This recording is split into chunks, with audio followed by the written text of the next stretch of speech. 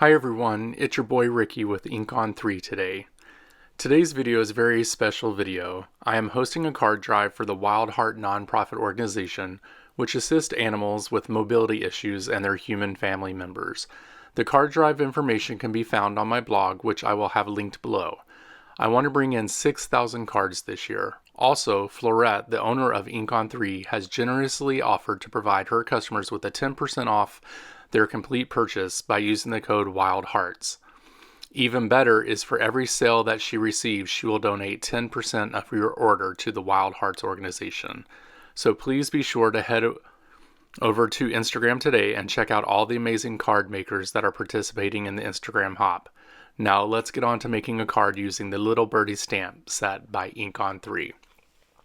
So we're going to be using some blackout ink today. We're going to be using some ink cleaner or a stamp cleaner, Lawn Fawn ballet slippers, some Nina cardstock for the base and the card panel, 110 pound for the base here. And we're also going to be using the new stamp set, a Little Birdie from Ink on 3. So cute. Look at that little bird. It's so precious. We're also going to be using these Spellbinders dies so that we can cut out some of our paper here.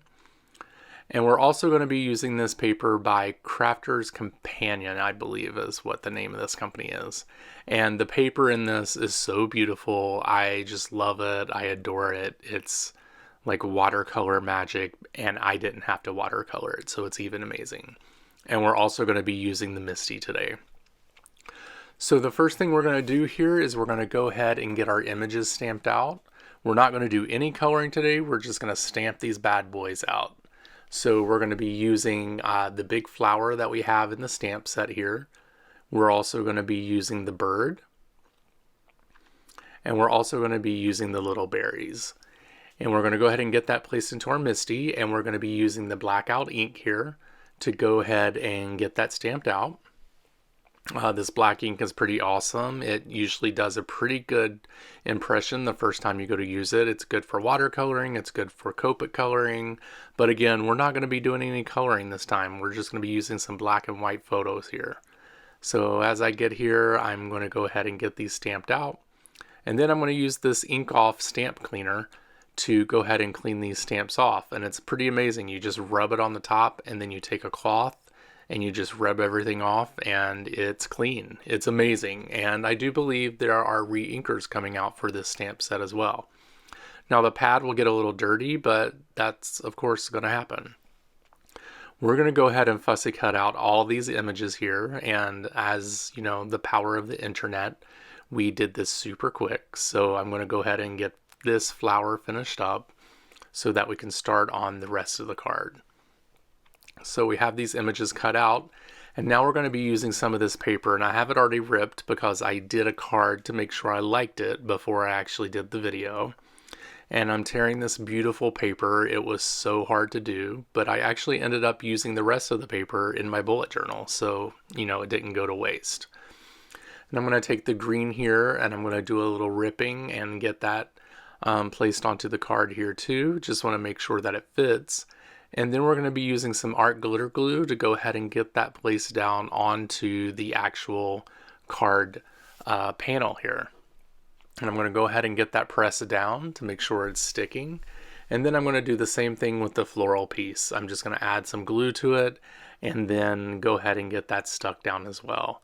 There will be a little hangover here, and I just go ahead and get that cut off camera with the with some scissors.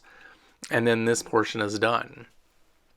The next thing we're going to do is go ahead and get this cut out with some of these dies. I wanted to put some piercings into this card panel. So I'm going to do the rectangle here and get this taped down. And then I'm going to take the piercing piece and stick that inside. And that's going to make like a little frame around the cardstock here. And we'll be mainly using the pierced portion. And we'll go ahead and get that through the die cutting machine.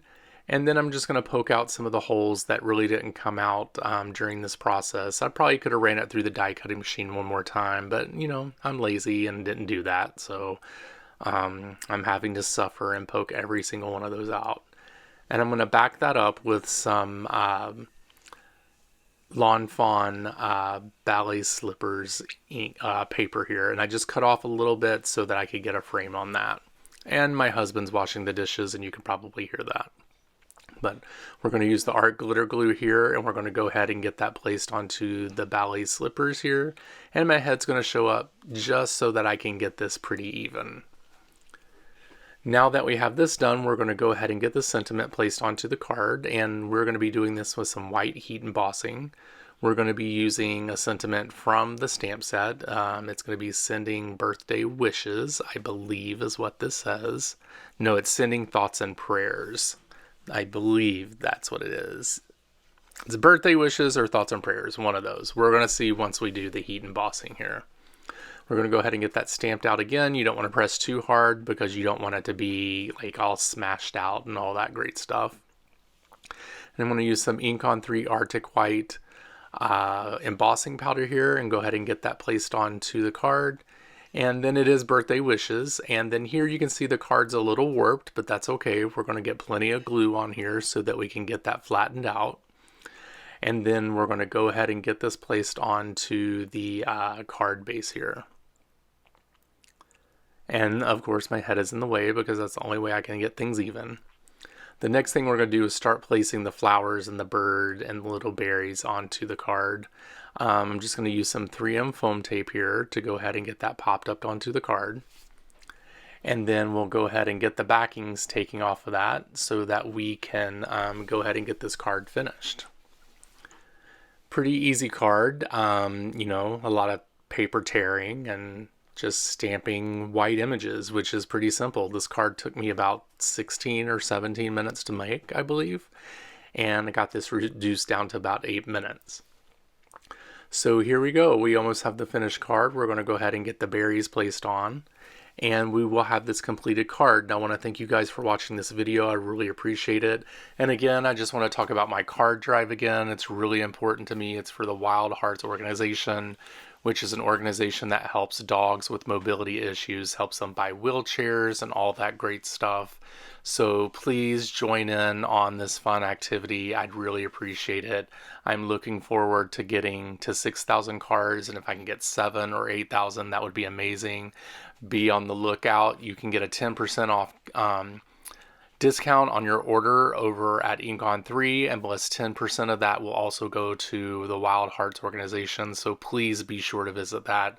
Visit the links down below in the description, or you could go to my Instagram channel, click the link in the bio, and you can find out all the information there. So thank you very much. I appreciate every single one of you, and you guys have a great day, and thank you very much. Goodbye.